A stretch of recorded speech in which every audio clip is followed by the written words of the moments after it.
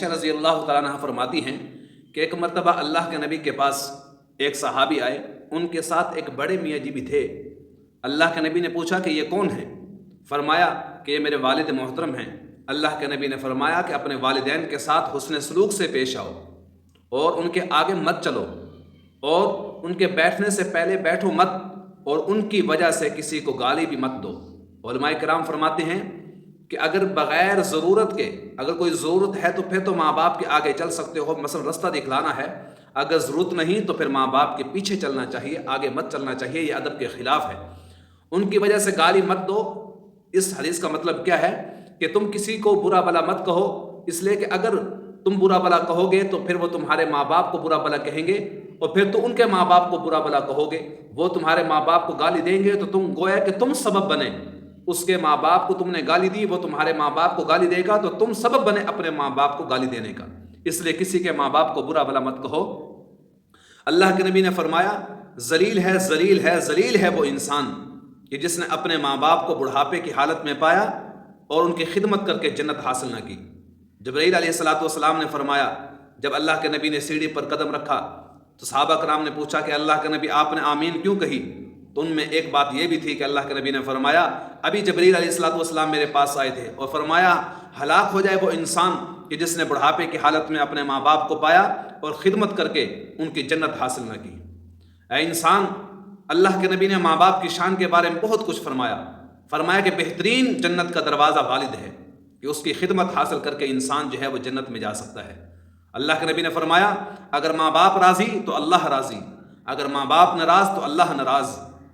اللہ کے نبی نے تو اتنا حکم دیا کہ اگر ماں باپ کافر کیوں نہ ہو تو ان کی بھی خدمت کرنی ہے، ان کا بھی حکم ماننا ہے اگر وہ شریعت کے خلاف حکم نہ دے۔ اے مسلمان، اے نوجوان، میں بھی اس کے اندر شامل ہوں۔ آج ہم اپنے ماں باپ کو تیز نظر سے دیکھتے ہیں۔ اللہ کے نبی نے فرمایا کہ اپنے ماں باپ کو تیز نظر سے بھی نہ دیکھو۔ جس وقت ہم نوجوان ہوتے ہیں، ماں باپ ہمارے حق میں کوئی بات کہتے ہیں، ہمارے فائدے کی کوئی بات کہتے ہیں تو ہم کچھ کہہ تو نہیں سکتے لیکن تیز نظروں سے دیکھتے ہیں۔ اس سے بھی اللہ کے نبی نے منع فرمایا۔ آج کے مسلمان، تیرے ماں باپ نے تیرے لیے کیا کچھ نہ کیا۔ ماں نے پوری رات جو ہے اپنی گود میں بٹھا کر تجھے سلایا، نہ اپنی سردی کی پرواہ کی نہ گرمی کی پرواہ کی۔ باپ کا حال دیکھیے، 60 سال عمر ہے، کیا عمر ہے اس کی مزدوری کرنے کی، لیکن وہ تیری خاطر نہ گرمی دیکھتا ہے، نہ گرمی کی دھوپ دیکھتا ہے، نہ سردی کی سرد راتیں دیکھتا ہے۔ ہر لحاظ سے تیری خدمت کرتا ہے، تیری پرورش کرتا ہے کہ میرے اولاد جو ہے وہ راحت پالے، وہ سکون کی زندگی گزارے۔ 10 بچے، 2 ماں باپ 10 بچوں کی پرورش کرتے ہیں لیکن 10 بچوں سے 2 والدین کی پرورش نہیں ہوتی۔ اے انسان، جب تو جوانی کی حالت میں آیا تو تجھے اپنی جوانی پر تکبر ہوا اور تو کہنے لگا کہ میرے ماں باپ نے کیا ہے میرے لیے، تجھے اتنا نوجوان کر دیا، ابھی بھی پوچھتا ہے کہ کیا کیا میرے لیے؟ تجھے اتنا بڑا کس نے کیا اسباب کے درجے میں؟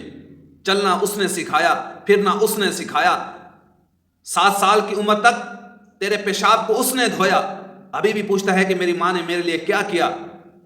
ایک صحابی آئے، اللہ کے نبی سے فرمایا اے اللہ کے نبی، میں نے اپنی والدہ کو جو ہے کندھے پر سوار کر کے عمرہ کرایا ہے، حج کرایا ہے، تو میں نے اپنی ماں کا حق ادا کر دیا۔ اللہ کے نبی نے فرمایا تو نے ایک سانس کا بھی حق ادا نہیں کیا۔ ماں باپ کی خدمت کو ایسے ہی معمولی بات سمجھتے ہو؟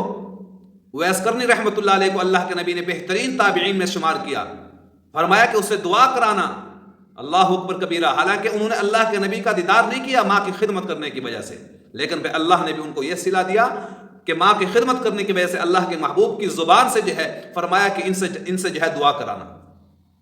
مسلمان، آج ہم نے اپنے ماں باپ کو جو ہے بہت ہی حسن سلوک کے اندر بہت ہی پیچھے رہ چکے ہیں۔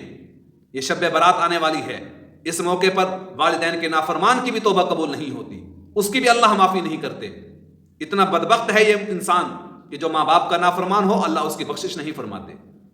اللہ سے دعا گو ہوں کہ اللہ تبارک و تعالی ہمیں اپنے ماں باپ کی خدمت کرنے والا بنائے، ہمیں اپنے ماں باپ کے ساتھ حسن سلوک سے پیش آنے والا بنائے، ہمارے ماں باپ کا ہمارے سروں پر سایہ دائم قائم ہو۔ اللہ تبارک و تعالی ہمیں اپنے ماں باپ کا فرما بردار بنائے. جیسا کرو گے ویسا بھرو گے. اگر آج ہم اپنے ماں باپ کی فرما برداری کریں گے تو مستقبل کے اندر ہمیں جو ہے ہماری اولاد بھی جو ہے وہ اچھی طریقے سے رکھے گی, وہ بھی ہمارے ساتھ حسن سلوک کرے گی. اگر خدا نخواستہ اگر ہم نے ماں باپ کی نافرمانی کی تو مسلمانوں یاد رکھنا, تو والدین کے ساتھ جیسا سلوک کرو گے اولاد بھی ہمارے ساتھ ویسا سلوک کرے گی. اللہ سے دعا گو ہوں کہ اللہ تبارک و تعالیٰ اپنی فرما برداری, اپنے نبی کے حکم پر عمل کرنے والا, صحابہ کرام کے نقش قدم پر چلنے والا, اپنے ماں باپ کا فرما بردار بنائے.